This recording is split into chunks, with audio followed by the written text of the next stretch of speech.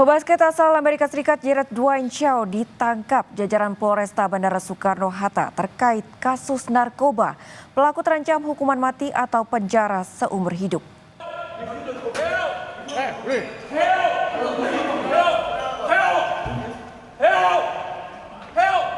Jared ditangkap usai menerima paket narkoba jenis Delta 9 THC di sebuah apartemen wilayah Cisauk, Kabupaten Tangerang.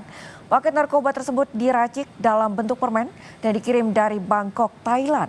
Kasus ini terungkap atas kerjasama polisi dan Bea Cukai Bandara Suta yang mencurigai adanya paket kiriman narkoba melalui jasa pengiriman.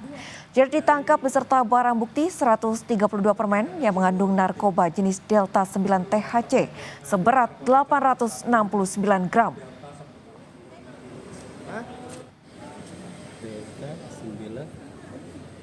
Penyelidikan bahwa pelaku ini berupaya yang pertama ini untuk memasukkan jalan dulu, mengirimkan barang.